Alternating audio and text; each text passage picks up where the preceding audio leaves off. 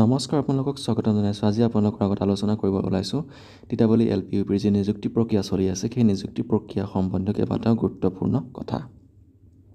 প্ৰথম কথাটো হৈছে টিটাবলীৰ যি ডকুমেণ্ট ভেৰিফিকেশ্যন প্ৰক্ৰিয়া, সেই ডকুমেণ্ট ভেৰিফিকেশ্যন প্ৰক্ৰিয়া যোৱাকালি 6 তাৰিখৰ পৰা আৰম্ভ হৈছে।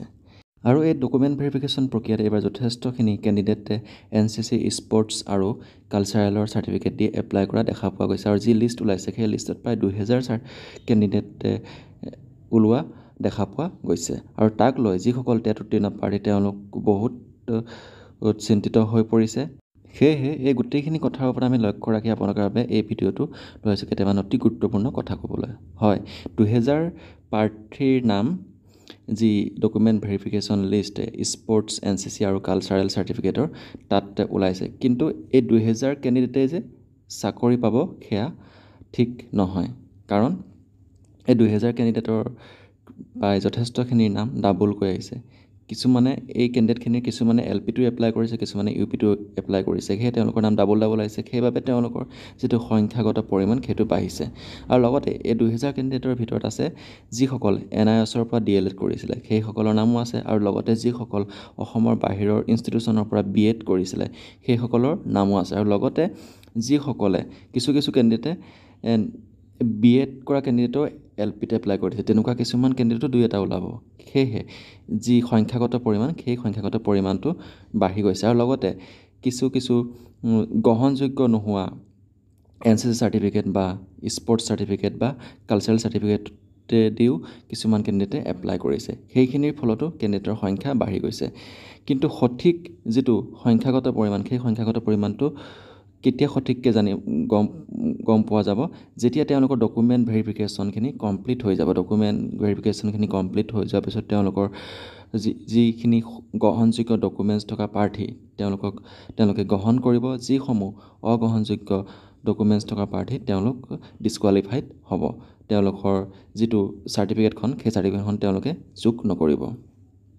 তেতিয়াহে তেওঁলোকৰ সঠিক পৰিমাণগত যিটো সংখ্যা, সেই সংখ্যাটো ওলাব। সেয়েহে আপোনালোকে বিশেষ চিন্তা কৰাৰ কাৰণ নাই। আৰু ইয়াত যি ডকুমেণ্ট ভেৰিফিকেশ্যন প্ৰক্ৰিয়া হ'ব, সেইসমূহ তেওঁলোকে নিশ্চয় সঠিকভাৱে কৰিব। সেয়েহে তেওঁলোকৰ যিখিনি ডকুমেণ্ট ভেৰিফিকেশ্যন লিষ্ট, সেইখিনি প্ৰথমে উলিয়াই লৈছে। প্ৰথমতে তেওঁলোকক চালি-জাৰি চাই ল'ব কোনসকলৰ ডকুমেণ্টছ ঠিক আছে, কোনসকলৰ ঠিক নাই। আৰু তাৰ ওপৰত তেওঁলোকে আকৌ নেক্সট ভেৰিফিকেশ্যন প্ৰক্ৰিয়া আৰম্ভ কৰিব, যিটো জেনেৰেল ভেৰিফিকেশ্যন প্ৰক্ৰিয়া, সেইখিনি আৰম্ভ কৰিব। তেতিয়া কেণ্ডিডেটৰ সংখ্যাৰ লিষ্টটো যথেষ্টখিনি কমি যাব। আৰু এইবাৰ যি ভেৰিফিকেশ্যন প্ৰক্ৰিয়া, সেই ভেৰিফিকেশ্যন প্ৰক্ৰিয়াত আমাৰ শিক্ষা বিভাগে যথেষ্টখিনি গুৰুত্ব প্ৰদান কৰিছে। এইবাৰ যথেষ্টখিনি শুদ্ধকৈ নিয়াৰিকৈ তেওঁলোকে ভেৰিফিকেশ্যন প্ৰক্ৰিয়াটো আগবঢ়াই নিবলৈ চেষ্টা কৰি আছে। আৰু সেয়েহে এই যি নিযুক্তি প্ৰক্ৰিয়া, সেই নিযুক্তি প্ৰক্ৰিয়াৰ সময়খিনি কিছু পলম কৰিছে বুলি ইতিমধ্যে শিক্ষামন্ত্ৰী মহোদয়ে সেইখিনি ঘোষণা কৰিছে। এতিয়া কথা হ'ল, ছেকেণ্ড কথাটো হৈছে দ্বিতীয় এটা বিজ্ঞাপন আকৌ প্ৰকাশ পাব LP/UPৰ বাবে।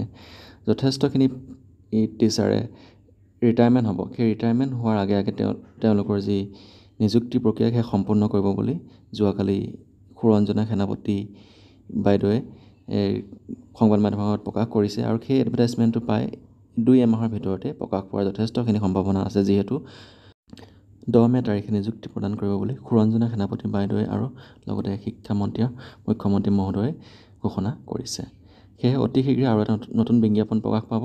আৰু তাত এপ্লাই কৰি যিসকল টেট উত্তীৰ্ণ প্ৰাৰ্থী আছিলে, সেইসকলে তাতো নিযুক্তি লাভ কৰিবলৈ সক্ষম হ'ব। যিসকলে প্ৰথম এডভাৰটাইজমেণ্টটোত নাপাব, তেওঁলোকে দ্বিতীয় এডভাৰটাইজমেণ্টটোত পোৱাৰ যথেষ্টখিনি সম্ভাৱনা আছে। আৰু কাট অফ যথেষ্টখিনি কম যাব। সকলো কেণ্ডিডেটেই এইবাৰ চাকৰি পাবলৈ সক্ষম হ'ব। ইতিমধ্যে SSC আৰু ষ্টেট বোৰ্ডৰ যিসমূহ শিক্ষকসকলেও ইতিমধ্যে নিযুক্তি লাভ কৰিছে। আৰু তেওঁলোকৰো যথেষ্ট মাৰ্ক আছিলে। তেওঁলোকেও প্ৰত্যেকবাৰ এনেকুৱা ফ্ৰেছ ৰিক্ৰুইটমেণ্টত তেওঁলোকে এপ্লাই কৰি থাকে।